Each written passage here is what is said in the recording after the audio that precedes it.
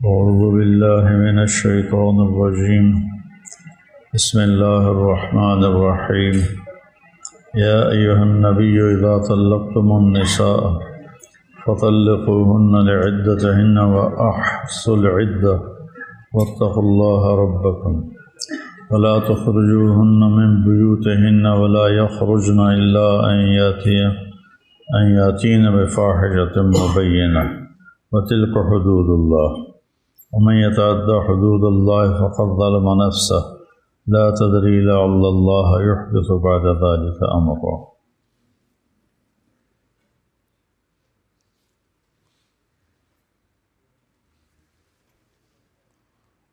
بسم الله الرحمن الرحيم والصلاة والسلام على رسوله الكريم وعلى آله وأصحابه أجمعين. 2 دن سے ایک ہی آیت زیر بحث ہے، چونکہ وہ بہت زیادہ اہمیت کے حامل ہے ہمارے معاشرے اور معاشرتی زندگی میں جو ایک عدم توازن پیدا ہو چکا ہے، اس کے لیے اس کو میں مزید آج کے دن بھی آگے چلانا چاہتا ہوں کہ خاوند اور بیوی کا جو رشتہ ہے یہ سب سے بنیادی رشتہ ہے. پہلا رشتہ جو اس کائنات میں قائم ہوا آدم اور حوا، وہ زوج اور زوجہ تھا، خاوند اور بیوی. اور آخری رشتہ جو باقی رہے گا اور جو جنت میں انشاءاللہ اکٹھے رہیں گے وہ خاوند اور بیوی ہیں. ہر شخص اپنی بیوی کے ساتھ، ہر عورت اپنے خاوند کے ساتھ جنت میں الگ الگ مقام، لیکن آپس کا ملنا ملانا، آنا جانا، قرب، فاصلے بھی سمٹ جائیں گے اور ٹائم تو ویسے ہی زیرو ہو جائے گا. جب ٹائم زیرو ہوتا ہے تو ساتھ اللہ فاصلے بھی یہ یوں کر کے جنت الفردوس کو ایسے دیکھیں گے تو جیسے آپ کو رات کو آسمان پہ ستارے نظر آتے ہیں، تو جنتی نیچے والے جنت الفردوس کو ایسے دیکھیں، کہیں گے وہ جنت الفردوس ہے، اتنی دوری پر ہوگی. لیکن اگر وہاں جانا ہے تو ایک لمحہ، کلمح البصر، جانے کے لیے فاصلوں کو ناپنے کی ضرورت ختم ہو جائے گی. اس رشتے کو باقی رکھنے کے لیے اللہ نے سینکڑوں آیات اتارے.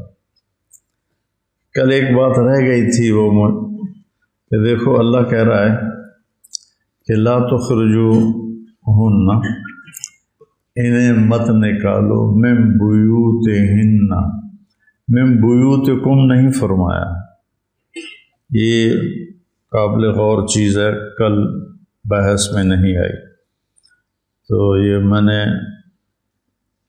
دوبارہ جب دیکھا ہے تو آپ کو متوجہ کر رہا ہوں کہ لا تخرجوہن یوں ہونا چاہیے جیسے ہم میرا گھر ہے، تو بار آئی ہیں، جیسا مرضی تینوں میں 2 لفظ بول کے دھکے دے دیں. یہ جو میرا ماحول ہے میرے گاؤں کا، اے پتر میرے، اولاد بھی میری ہے، گھر بھی میرا ہے، نکل جا جدوں آئی ہیں.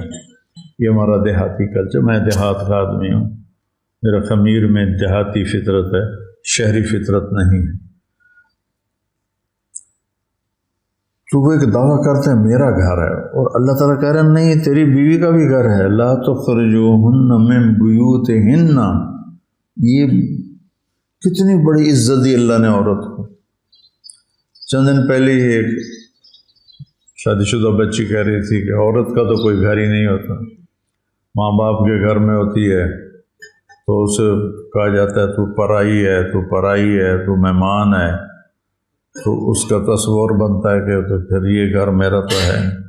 جب خاوند کے گھر جاتی ہے تو وہاں خاوند کی بدتمیزی، ساس سسر کی بدتمیزی، جو عام طور پر ہوتا ہے۔ لڑکیوں کی طرف سے بھی بعض اوقات بہت بدتمیزی ہوتی ہے، کتنی لڑکیوں نے اپنے گھر اجاڑ لیے اپنی زبان درازی کی وجہ سے، یا شادی کے بعد بھی اپنے ماں باپ کے ہاتھوں میں ہاتھ دینے کی وجہ سے، نہ کہ اپنے ماحول میں جہاں وہ گئی ہے۔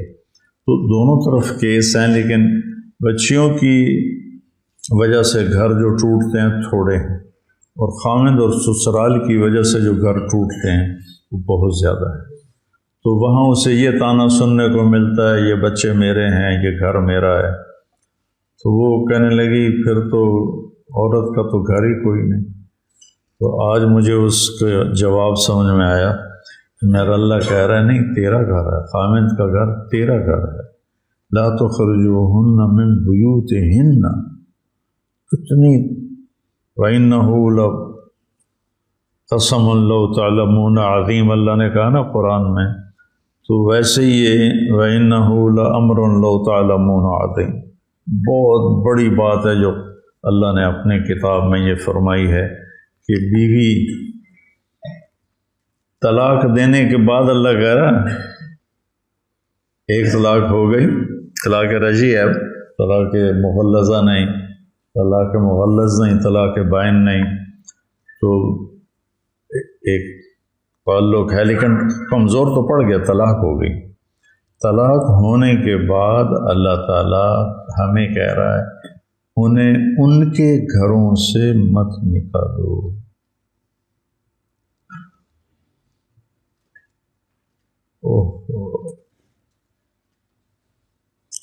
اور نکالو پہ بات زیادہ ہی، میں گاؤں میں تھا، ایک بچہ آیا نوجوان، کہا جی میری بہن کو اس کے خامند نے گھر سے نکال دیا ہے کہ فریج لے کے آ تو گھر میں آنے دوں گا، نہیں تو نہیں آنے دوں گا۔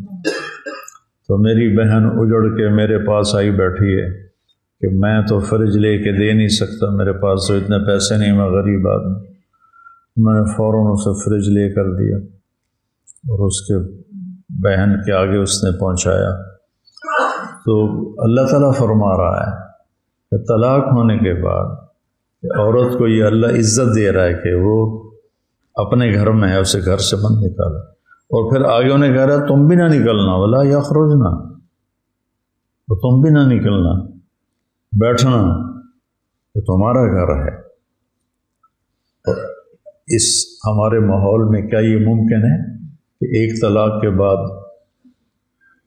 سسرال والے کہ نہیں تو ہماری بیٹی ہے تو رہے، شاید رجوع ہو جائے اور گھر آباد ہو جائے، یا جس کو طلاق ہوتی ہے وہی اتنی وہ دل برداشتہ ہو جاتی ہے کہ وہ خود ہی گھر چھوڑ کے نکل جاتی۔ تو دونوں طرف سے خلاف ورزی ہو رہی۔ لڑکی کے ذمہ ہے کہ وہ گھر میں رہے، تمہارے ذمہ ہے کہ تم اسے گھر میں رکھو۔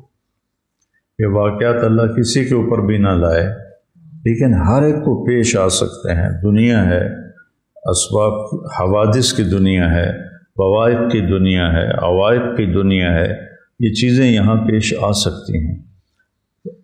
تو تمہیں پتہ ہو کہ میں نے یہاں اللہ کے حکم کو کیسے پورا کرنا ہے، کہ طلاق کے بعد بھی وہ گھر کی ملکیت اس کی ثابت۔ اگر خامند مر جاتا ہے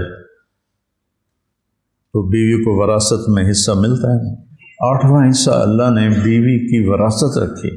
بھائیو، ہم اپنے معاشرتی امور میں کوسوں دور چلے گئے۔ تو ایک تو اس نوبت تک بات نہ پہنچے کہ طلاق ہو۔ اگر اس نوبت پر بات آ گئی ہے، مثلا لڑکا بدتمیز ہے، گالیاں دیتا ہے، لڑکی کے ماں باپ کو برا بھلا کہے اور ہٹتا ہی نہیں، تو یہ کبھی بھی نہیں ہٹے گا۔ اپنی بہن کی طلاق لے لو، اسے ایسے زندہ آگ پہ نہ بھونو، یہ کبھی ٹھیک نہیں ہوگا۔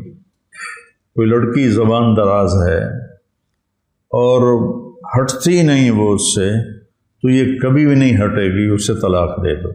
طلاق اللہ نے اس لیے تو رکھی ہے۔ ہمارے ہاں کیا نہیں، نباہ کرو نباہ کرو۔ ہمارے رات کا وقت تھا، گاؤں میں تھا، ایک لڑکی آ گئی اپنے بچے کو لے کر، باہر اس نے شور مچایا، چونکہ وہ رات کو تو کسی کو میں ملتا نہیں ہوں، تو انہوں نے اس نے باہر شور مچا دیا، تو وہ گیٹ کے چوکیدار نے آ کر کہا جی وہ اس طرح کا بچہ ہے، شور مچا رہی، میں نے بلا لیا۔ میں کہا کیا ہوا، کون ہو؟ کہا میں جھنگ سے آئی ہوں۔ کس لیے آئی ہے؟ کہا میرے خامن سے مجھے طلاق لے دو۔ میں نے کہا تو بیٹی یہ معاملہ تو تیرے ماں باپ کا ہے، میرا تو نہیں، ان سے کہو تمہیں طلاق لے کر دو۔ کہ میں نے ان سے کہا ہے، وہ کہتے ہیں ہمارے خاندان میں طلاق نہیں ہے، یا موت ہے یا شادی ہے، یا پھر اگر راضی نہیں تو پھر قتل ہے، کہ ہم طلاق نہیں لیتے، ہم اپنی ویسے ہی اس کا زندگی کا ہی چراغ بجھا دیتے، تو آپ میری مدد کرو مجھے۔ میں نے کہا تو طلاق کیوں لیتی؟ کہا میرا خامن روزانہ مجھے مارتا ہے بری طرح، ایک دن ایک بچہ ہو چکا ہے، بچہ بھی 3-4 سال کا تھا، کہ اس ساری مدت میں ایک دن بھی ایسا نہیں جس میں میرے خامن نے مجھے مارا نہ۔ روزانہ۔ میں نے کہا کرتا کیا ہے؟ کہ وہ سبزی کی ریڑھی لگاتا، تو سارے دن کی جو تھکاوٹ ہے وہ غصہ بیوی پہ آ کے نکالتا، کہ ایک دن کا ناغن۔ اور مری میں تھا تو یہ تو چلو وہ تو ریڑھی والا تھا، جاہل تھا۔ مری میں سن 2012 کا رمضان میں نے گزارا، تو عصر کے بعد میں معاشر پر ایک حدیث بیان کرتا تھا، پھر افطاری کا ٹائم ہو جاتا تھا، رمضان کا مہینہ تھا، ایسے ہی افطاری پہ چلے جاتے۔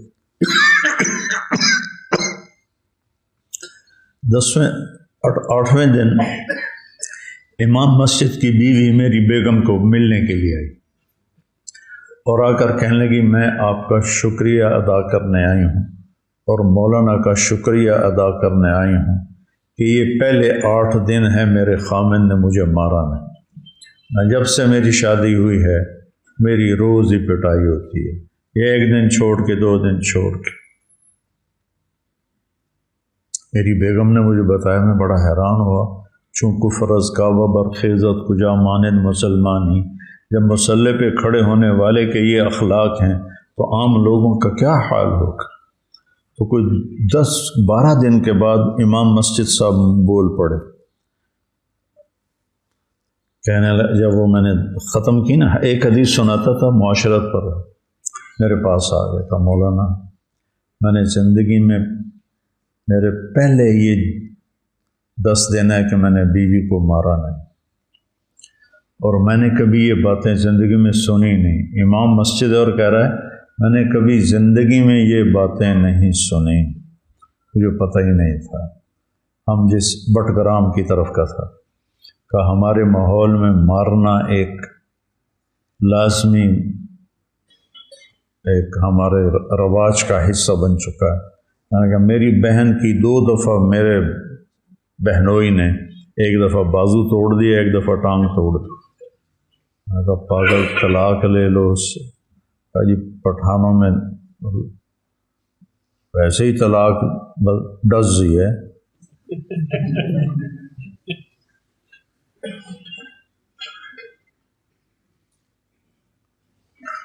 اسی درس میں ایک راول پنڈی مدرسہ کے محدث بیٹھتے تھے، دورے کے سبق پڑھاتے تھے، تو جب وہ 20 ایک دن گزرے، 25 دن میں رہتا تھا، 20 ایک دن گزرے تو وہ مجھ سے فرمانے لگے کہ مولانا میں 35 برس سے حدیث پڑھا رہا ہوں، میں نے یہ حدیثیں آج ہی سنی ہیں آپ سے۔ میں نے کہا جی آپ کے تو سامنے سے گزرتی ہوں گی، بس یہ ہے کہ اس وقت لا یتلو تلاوتاً فہو تعلن، اس وقت پھر یہ چل رہا ہوتا ہے، تلاوت چل رہی ہوتی ہے، نہ پڑھنے والے کو پتہ ہوتا ہے کیا پڑھ رہا ہوں، نہ پڑھانے والے کو پتہ ہوتا ہے کہ میں کیا پڑھا رہا ہوں۔ یہ تو مذاق ہے حدیث پاک سے، یہ تو کوئی یہ کیا تک ہے کہ برکت کے لیے، برکت بی بی نو باہر چھڑ کے آؤ، برکت کے لیے نہیں، فہم کے لیے ہے۔ میں علم کیوں حاصل کر رہا ہوں؟ سمجھ کے لیے، ہدایت پانے کے لیے، برکت کے لیے اور تھوڑی بات ہے۔ جو گھرانہ آپس میں اتفاق سے رہتا ہے، چاہے وہ فاسق ہی ہو گھرانہ، ان پر برکتوں کا نزول ہوتا رہتا ہے۔ جس گھرانے میں توڑ پیدا ہو جائے، وہ چاہے تقوی والے ہوں، ان سے برکتیں اٹھ جاتی ہیں۔ تو اگر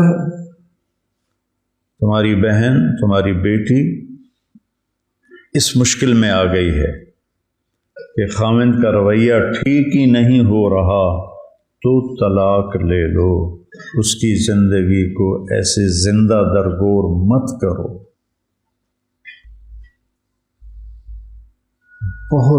جیسے یہ بہت بڑا ظلم ہے بے وجہ طلاق دے دینا، ایسے ہی بہت بڑا ظلم ہے کہ ضرورت کے باوجود طلاق نہ لینا۔ لڑکی کی طرف سے بدتمیزی ہے، وہ بھی گھر اجاڑ کے ہی بیٹھے گی، اس سے پہلے نہیں بیٹھے گی، پہلے ہی عزت کے ساتھ الگ ہو جاؤ۔ لڑکا بدتمیز ہے، بد اخلاق ہے۔ مولانا عبد القادر رائے پوری رحمہ اللہ بہت بڑے تصوف کی شخصیت گزرے ہیں، اور سید عطا اللہ شاہ بخاری رحمہ اللہ خطابت کے بادشاہ گزرے ہیں، اور ان کو خلافت تھی حضرت رائے پوری کی طرف سے۔ تو کہنے لگے حضرت رائے پوری سے کہ حضرت جی میں نے اپنی بیٹی کا رشتہ کر دیا ہے۔ تو حضرت رائے پوری نے پوچھا لڑکا کیسا ہے؟ تو کہا جی نمازی ہے۔ تھوڑی دیر خاموشی ہوئی تو حضرت رائے پوری نے دوبارہ پوچھا شاہ جی لڑکا کیسا ہے؟ شاہ جی نے کہا جی نمازی ہے۔ پھر خاموشی ہوگی۔ پھر تھوڑی دیر کے بعد حضرت رائے پوری نے پوچھا شاہ جی لڑکا کیسا ہے؟ کہا جی نمازی ہے۔ حضرت رائے پوری نے فرمایا شاہ جی میں لڑکے کی عبادت نہیں پوچھ رہا، میں پوچھ رہا ہوں لڑکے کے اخلاق کیسے ہیں، کہ گھر جو آباد ہوتے ہیں وہ عبادت سے وہ آباد نہیں ہوتے، وہ اچھے اخلاق سے آباد ہوتے، اچھے اخلاق سے گھروں کی آبادی۔ کثرت عبادت اس کے لیے اجر ہے، لیکن گھر اگر چلنا ہے یا چلانا ہے تو تمہیں بول میٹھا کرنا ہوگا، چہرے پہ بیوی کے لیے بشاشت رکھنی ہوگی، تمہیں ناگواری ہے تو بھی بشاشت کو رکھنا ہوگا، اس کی تمہیں اللہ قیمت دے رہا ہے، ہر رشتے کے جوڑ کی اللہ قیمت دے رہا ہے۔ اور یہاں میرا نبی بیچ میں ضامن بن کے کہہ رہا ہے خیرکم خیرکم لأہلہ، تم میں سب سے بہترین انسان وہ ہے جو بیوی کے ساتھ اچھا سلوک کرتا۔ پھر آپ نے فرمایا انا خیرکم لأہلہ، اور میں تم سب میں اپنی بیویوں کے ساتھ سب سے اچھا سلوک کرتا ہوں۔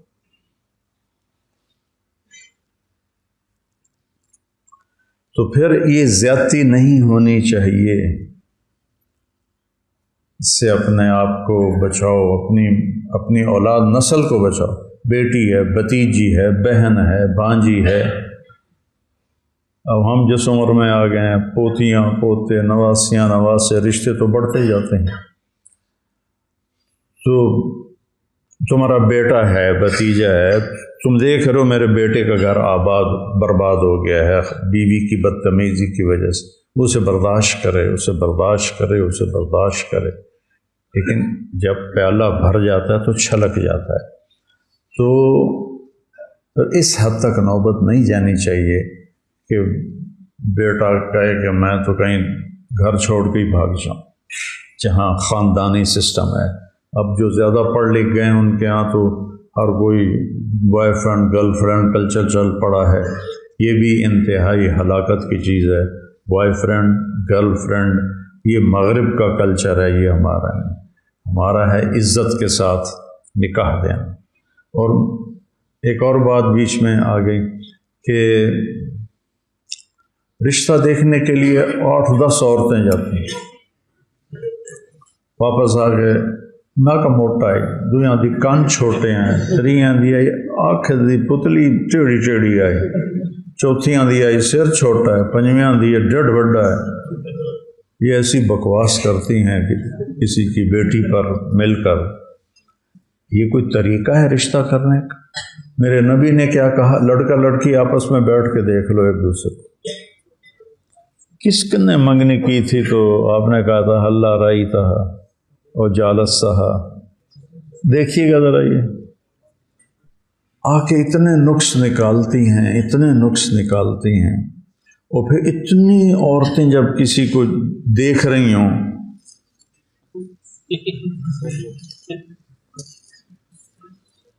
تو اس بیچاری پہ کیا گزر رہی ہوتی کہ ہر نظر تیر بن کے چبھر، تیر بن کے تیر بن کے تیر بن کے نشتر بن کے اس کے اندر جا رہا ہے۔ چاقو کا نشتر کم ہوتا ہے اور یہ نظر کا نشتر اس سے زیادہ ہوتا ہے۔ اللہ کے نبی نے کہا جس سے منگنی کی ہے اس کو دیکھ تو لو۔ اگر لڑکی کہہ دے اپنے ماں باپ سے کہ میں یہاں رشتہ نہیں کرنا چاہتی تو وہ کوئی نافرمان نہیں ہے۔ لڑکا کہہ دے کہ میں یہاں رشتہ نہیں کرنا چاہتا، وہ کوئی نافرمان نہیں ہے۔ کتنے گھر جو ہمارے ذمہ داروں میں، اب تو خیر وہ خاندانی سسٹم وہ بڑے سارے قبروں میں چلے گئے، جو جابر ہوتے تھے بس جڑی گل کر دیتی ساڑی ہکو گل ہوندی۔ میں نے کتنے اپنے عزیزوں کی زندگیوں کو برباد ہوتے تھے، خواتین اجڑ کے برباد، یعنی وہ ایسی تھیں جیسے بیوہ، اور خاوند ایسا تھا جیسے رنڈوا۔ جو زبردستی شادیاں کی گئیں ان کا جو انجام میں نے دیکھا اپنے علاقے میں، اپنے خاندان میں، اپنے قریبی دوست خاندانوں میں، چونکہ ہم جو پنجاب کے ذمہ دار ہیں تو آپس میں کنیکٹڈ ہیں، وہ چونکہ صدیوں سے آباد ہے نا، جو مہاجر نہیں، جو لوکل ہیں وہ آپس میں صدیوں سے کنیکٹڈ ہیں، تو سارے حالات کا پتہ ہوتا ہے۔ تو ہمارا معاشرہ یہ ایک بہت بڑا ظلم ہے کہ لڑکی کو پھاڑ جانے والی آنکھوں سے دیکھنا، اور ادھر بڑا ظلم ہے مغرب میں girl friend boy friend, college میں اکٹھے پڑھتے ہیں، اس نے پسند کیا، اس نے پسند کیا، شادی کے بغیر ہی حرام تعلق قائم کر لیا، اور اس وجہ سے جو ان کا جو خاندانی سسٹم تباہ ہوا ہے۔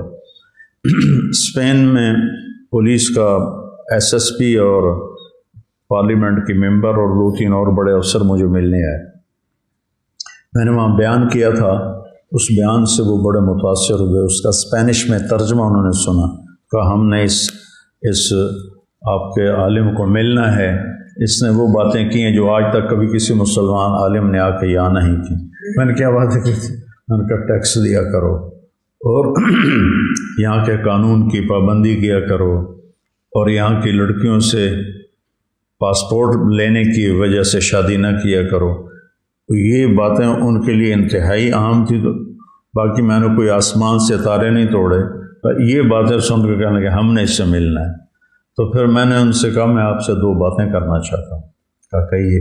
میں نے کہا تمہارا خاندانی سسٹم ٹوٹ چکا ہے، اور تمہاری بازار میں نے دیکھا ہے تمہارے بچے بہت کم ہیں، تو ایسے سر پکڑ کے بیٹھ گئے، کہنے لگے یہ ہمارا سب سے بڑا مسئلہ ہے، اور ہم اس کے لیے پریشان ہیں کہ ہمارا خاندانی سسٹم ٹوٹ گیا ہے۔ جب صرف لڑکے اور لڑکی نہیں بیچ میں آنا ہے، نہ ماں نے، نہ باپ نے، نہ نکاح، ان کا جو چرچ میں نکاح ہے وہ بھی نہیں کرتے، کیونکہ نکاح کے بعد اگر وہ طلاق ہو تو پھر آدھی جائیداد، لڑکی طلاق دے تو اسے اپنی آدھی جائیداد دینی پڑتی، اور لڑکا طلاق دے تو اسے اپنی آدھی جائیداد دینی پڑتی ہے۔ تو ان کے boy friend girl friend culture نے تباہی پھیل دی، اس لیے ان کی نسل کم ہو گئی۔ ہماری نسل بڑھتی ہے، اور ہر سال نئے اسکول کھلتے ہیں، ان کے یہاں ہر سال اسکول بند ہوتے ہیں کہ بچے ہی کوئی نہیں ہے۔ تو یہ کلچر بھی انتہائی زہر ہے، زہریلا سانپ ہے کہ یہ پورے خاندان کو توڑ کے تباہ کر دیتا ہے۔ اور دوسرا کلچر جو ہمارا ہے، جو میں نے بیان کیا ہے، اس کے جو نقائص ہیں وہ ہمیں